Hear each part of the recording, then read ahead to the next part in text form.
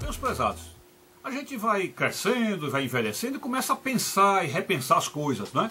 E talvez seja essa a virtude das pessoas mais velhas, mais idosas, né? É que elas pensam e repensam as coisas, né? Pelo menos enquanto durar a memória, a gente faz isso, né?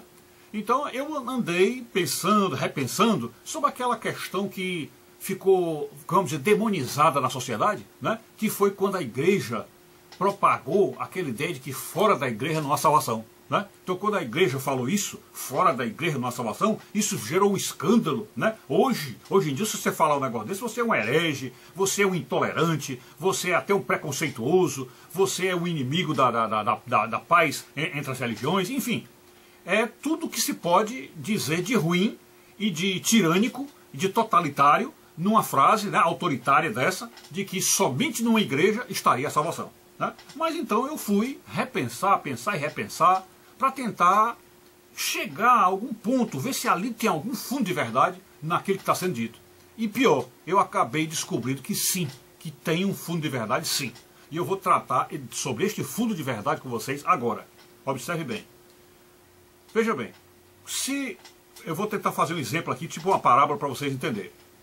Digamos que eu seja torcedor de um determinado time. Então eu vou usar aqui um nome de um time que eu gosto muito. Digamos que eu seja Botafogo, tá? Digamos assim que eu trabalhasse no Botafogo, né? Eu trabalhasse como funcionário do Botafogo. E então ali um certo político baixasse uma lei, digamos que proibisse, vamos dizer que o clube do Botafogo expandisse os seus negócios para abranger outros esportes, né? Digamos assim, né? Porque assim como existe, por exemplo, no Flamengo, é o Clube de Regatas Flamengo, e que também tem futebol, tem basquete, tem vôlei, etc. Então, digamos que algum político maluco aí baixasse uma lei que proibisse o Botafogo de ter outros esportes, além do futebol, né?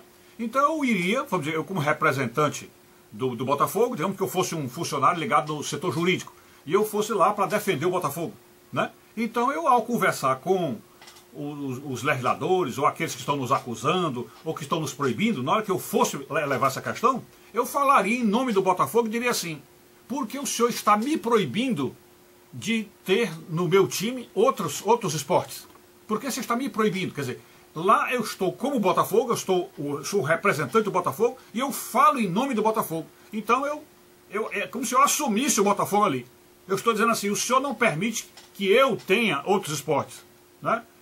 Isso aí poderia dar certo também se pensarmos assim, vamos dizer, num restaurante. Eu sou dono de um restaurante e lá estão proibindo que nós expandamos nossos negócios para atender o povo na rua. Ou seja, o restaurante trabalha só com marmitas, e aí chegou o momento que nós precisamos abrir o mercado para receber gente lá. E aí haveria uma lei que nos proíbe de abrir o nosso restaurante para atender o público, né? Então, na hora que eu fosse tentar lutar contra isso na justiça, eu iria falar lá na ocasião e dizer: olha, por que o senhor quer me proibir de vender ao povo? Por que o senhor quer me proibir de vender? Quer dizer, eu estou falando como se eu fosse o restaurante, né? Eu estou assumindo a posição de restaurante, né? Pois bem, então isso aconteceu também em relação a Jesus e a igreja. Aconteceu em relação a Jesus e a igreja. Portanto, se a igreja um dia disse que fora da igreja não há salvação, é porque fora de Cristo não há salvação. E todo mundo reconhece isso. Você pode conversar com qualquer crente, qualquer protestante, qualquer evangélico, e você usar essa expressão, fora de Cristo não há salvação, eles concordarão tranquilamente. Fora de Cristo não há salvação. Então, temos que encontrar na Bíblia alguma coisa que faça Cristo se equivaler ou se equiparar à igreja.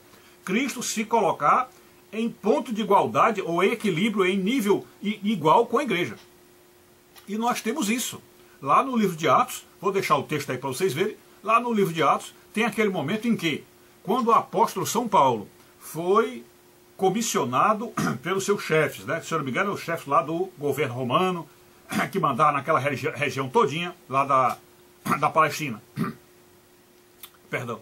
Então, o governo romano comissionou São Paulo a ir perseguir os cristãos né, para extinguir o cristianismo. E São Paulo saía então lá para fazer a perseguição à igreja. Né? São Paulo, então, uma vez lá, que é o que está registrado no livro de Atos, pegou um cavalo com outros cupinchas dele e saíram com os cavalos lá para perseguir os cristãos lá numa determinada cidade, não me lembro bem como era o nome da cidade que ele foi atrás. Damasco. Então ele tinha ido lá para perseguir os cristãos de Damasco. E aí no meio do caminho, uma luz do céu atinge o cavalo de São Paulo, ele cai no chão, e cai no chão, fica até cego na hora, e uma voz do céu chega e diz: Paulo, Paulo, por que me persegues? Por que me persegues? E Paulo diz claramente que ele, Paulo, perseguia a igreja. E ele saiu naquele dia para Damasco para perseguir a igreja. Ele, Paulo, diz isso: eu saía para perseguir a igreja. Vou deixar também o texto aí para vocês verem que realmente São Paulo confessava isso. E aí a voz do céu que apareceu, que derrubou ele do cavalo, diz: Paulo, por que tu me persegues? Me persegues. Aí ele disse: quem és tu, para que eu saiba a quem eu estou perseguindo? Quem és tu? Aí ele disse: eu sou Jesus a quem tu persegues. Então veja que nesse momento Jesus se equipara à igreja, ou se iguala com a igreja. Então evidentemente quando nós dissemos fora da igreja não há salvação, é essa igreja Jesus. É a igreja Jesus. A igreja a qual Jesus se comparou, ou se equiparou. E que igreja é essa? Na época só havia uma. Não havia protestantismo, só havia uma. Então aquela igreja que foi fundada na fé de São Pedro, no capítulo 16 de Mateus, que está aí também para vocês o texto, aquela igreja é a igreja fora da qual não há salvação.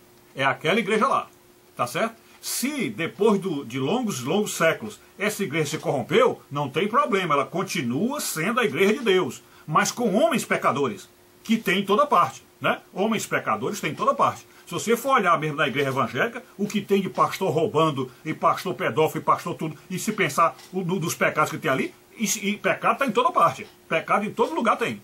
Então a igreja continua sendo a igreja de Jesus, que é a igreja fundada em São Pedro, e fora desta igreja não há salvação. Está corretíssimo o pensamento dos primeiros pais que pensaram assim, ok? É isso. Fiquem com Deus, saúde e paz, tudo de bom.